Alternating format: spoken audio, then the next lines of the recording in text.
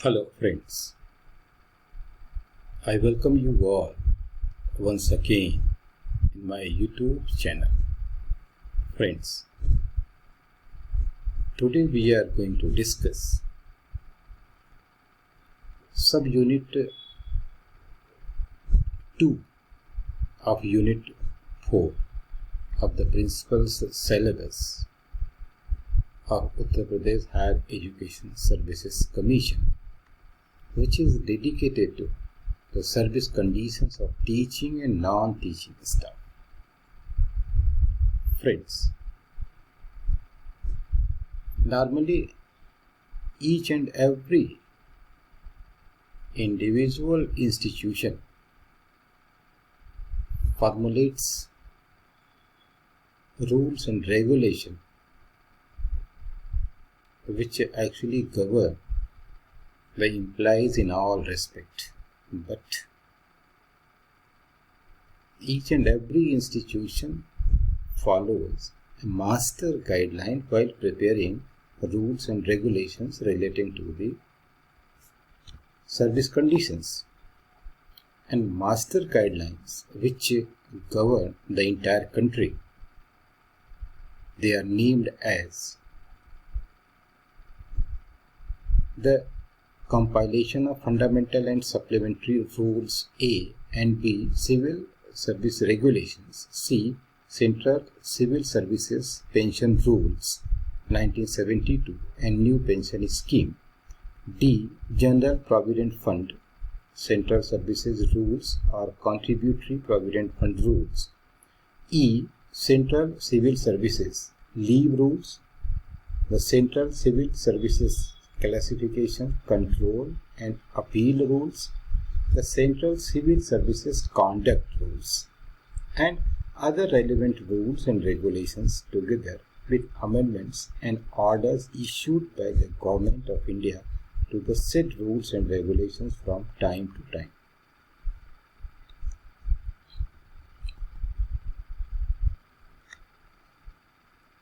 We will discuss in detail actually only these three special rules.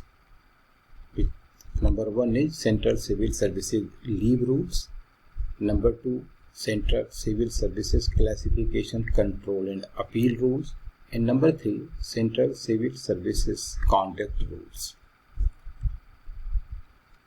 इसके पहले कि हम लोग स्पेसिफिक रूल्स के बारे में पढ़ें, हम 7वां जो पे कमीशन आया उसके बारे में बहुत थोड़ा सा, और स्पेशली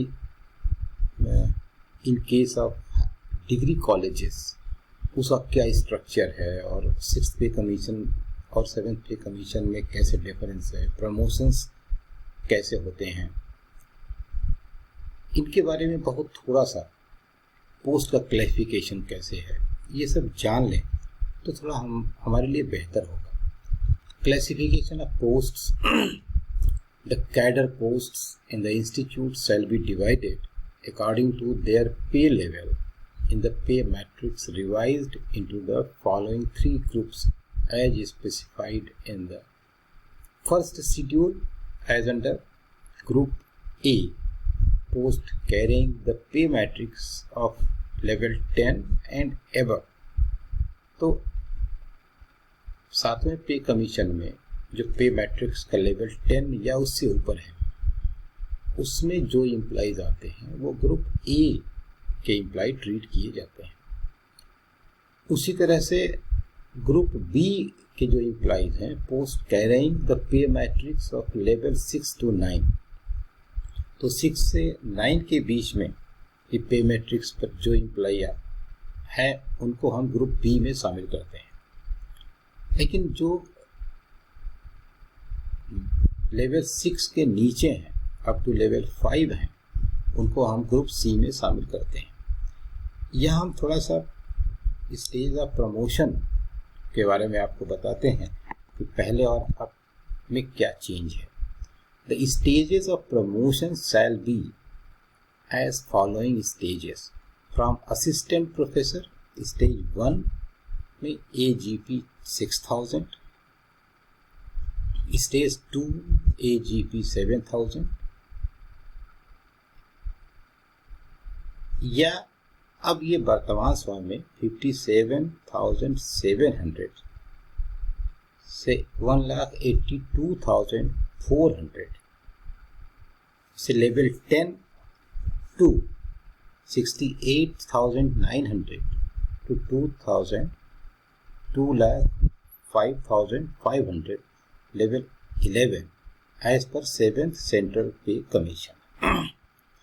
Second है from assistant professor stage 2 AGP 7,000 to stage 3 AGP 8,000 or 68,900 to 2,05,500 level 11 to 79,800 plus 2,11,500 level 12 as per 7th Pay Commission. Assistant Professor Stage 3 AGP 8,000 to Associate Professor Stage 4 AGP 9,000 या 79,800 to 2,11,500 level 12 to 1,31,400 to 2,17,100 level 13A as per 7th Central Pay Commission. Fourth, Associate Professor Stage 4 AGP 9,000 to Professor Stage 5 AGP 10,000 or 1,31,400 to 2,17,100 level 13A to 1,44,200 to 2,18,200 level 14 as per 7th Central Pay Commission. Fourth, 1/10th of the sanctioned post of the professor are promoted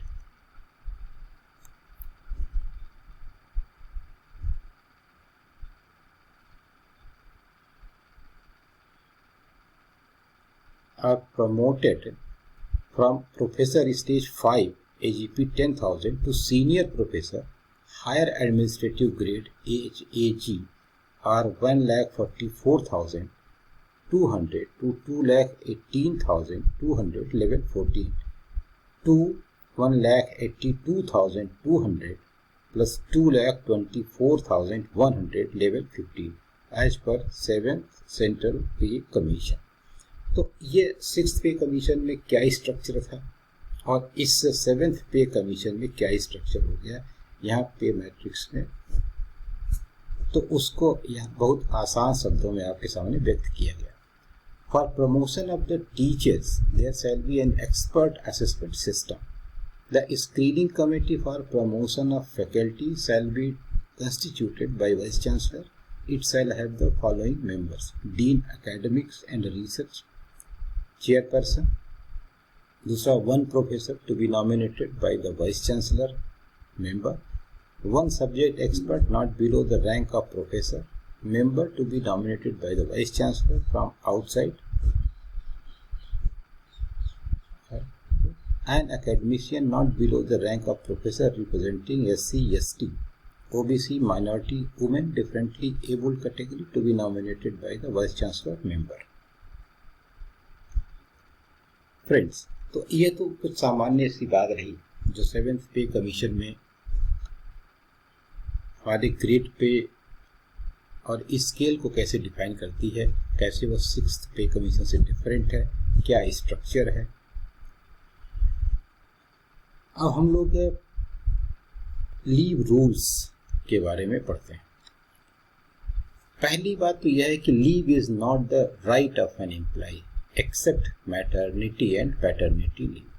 सिर्फ और सिर्फ पितृत्व और मातृत्व अवकाश के अलावा कोई भी ऐसा रूल नहीं, लीव रूल नहीं है जो आपका राइट हो. वो सिर्फ मर्सी है, आप डिमांड करते हैं और एडमिनिस्ट्रेटर आपको ग्रांट करता है. LTC leave travel concession 10 days. Leave can be in cash but employ should have 30 days inventory. 60 days can be accumulated in entire service at a time maximum 10. तो LTC 10 दिन की in cash कराई जा सकती है. उस समय 30 आपका रिजर्व होना चाहिए और 60 दिन की आप इस छुट्टी को एक्यूमुलेट कर सकते हैं और एक बार में अधिकतम 10 ले सकते हैं। Maximum leave 5 years, after that resignation will be accepted automatically. अब अधिकतम छुट्टी आपको 5 साल की मिल सकती है। पैटर्निटी लीव, हाँ मित्रों एक बात और आपसे कहना चाहूँगा, ये जो लीव रूल्स हैं, ये लीव रूल वास्तव में वो इम्पॉर्टेंट फैक्ट्स हैं जो डिफरेंट एग्जामिनेशंस में समय समय पर पूछे गए, इसलिए रैंडमली उन्हीं स्टेटमेंट्स को लिखा गया है जिन पर सवाल पूछे जाते हैं। ये एग्जैक्ट लीव रूल का एक्सप्लेनेशन नहीं है, तो इसलिए प्लीज़ आप इसे leave rule in complete sense देखने का प्रयास मत करिएगा। ये आप किसी भी एग्जामिनेशन के पॉइंट ऑफ व्यू से दिए हुए पॉइंट्स हैं और ये सीधे प्रश्न के उत्तर हैं जो सिंगल लाइनर स्टेटमेंट के रूप में आपके सामने प्रस्तुत हैं। तो पैटर्निटी लीव 15 दिन within 6 months of delivery for 2 live births before 1 month of delivery in years. Maximum study leave 24 months including other leaves, it can not exceed 28 months but at a time 12 months. For doctors, it is 3 years. For health reasons, 3 years maximum, 1 year at a time. Earn leave of 300 days will be stored. सवाल आता है earn leave कितने दिन की आप इकट्ठा कर सकते हैं, तो 300 दिन की। CL can be combined with special casual leave. Extraordinary leave पहले था ये, पहले इसमें नो लिमिट थी, जितना दिन चाहे आप लीव विदाउट पे होकर के छुट्टी ले सकते थे, लेकिन अब 25 जुलाई 2018 में जो संशोधन हुआ उसके हिसाब से अब यह अधिकतम एक्स्ट्रा ऑर्डिनरी लीव जो है ये सिर्फ 5 वर्ष की हो गई। उसके बाद अगर आप नहीं आते हैं तो ऑटोमेटिकली आपका रेजिग्नेशन एक्सेप्ट कर लिया जाएगा। Extra ordinary leave any time, no salary 5 वर्ष तथा विशेष अवकाश 5 वर्ष का ही है। यही रूल ऑफ अर्न लीव का क्या रूल है देखें। वोकेशनल, 2 तरह की जॉब होती है, एक वोकेशनल होती है, एक नॉन वोकेशनल होती है। जिस जॉब में हमको गर्मियों की छुट्टी मिलती है उसे हम वोकेशनल कहते हैं, जिसमें छुट्टी नहीं मिलती है उसे हम नॉन वोकेशनल कहते हैं। जहाँ छुट्टी होती है who avail holiday in summer, वहाँ 30 leave per year earn leave है, जो पूरे वर्ष में 2 बार क्रेडिट होती है, जनवरी में 15 और जुलाई में 15। नॉन वोकेशनल में जहाँ नो हॉलीडेज हैं वहाँ 10 पर ईयर है और 5 जनवरी में और 5 जुलाई में क्रेडिट होती है। जो मंथली क्रेडिट है in case of earn leave वो 2.5 है, क्योंकि 30 पूरे वर्ष में है तो 2.5 पर मंथ है। हाफ पे लीव जो है, कभी परीक्षा में आया गया, ये भी सवाल पूछा गया है कि जो अर्न लीव है उसकी मंथली क्रेडिट कितनी है। उसी तरह हाफ पे लीव है जिसकी मंथली क्रेडिट कितनी है, तो हाफ पे लीव की मंथली क्रेडिट 5/3 है। Child care leave CCL 2 years हैं, 730 दिन ले सकते हैं। Single male can also avail up to the age of 18 years, कोई सिंगल मेल है वो भी 18 वर्ष तक इसे अवेल कर सकता है। इफ़ चाइल्ड इज़ डिसेबल्ड, वैसे नॉर्मली तो यह है कि 18 साल के भीतर ही आप CCL अवेल कर सकते हैं, लेकिन अगर चाइल्ड डिसेबल्ड है तो फिर ये किसी भी एज में आप ले सकते हैं। पहले साल फुल सैलरी के साथ है 1 साल की लीव, सेकेंड ईयर में 80% सैलरी के साथ आपकी लीव है। 5 days at a time, 3 times in a month. If single mother है तो 6 times ले सकती है। रिमूवल और डिसमिसल, अक्सर पूछा गया कि what is difference in between removal and dismissal, dismal. तो रिमूवल में he can go in other services, but अगर डिसमिस कर दिया गया तो he can not go anywhere. To convert one leave into other, he should apply within 30 days. अगर आपने कोई लीव के लिए अप्लाई किया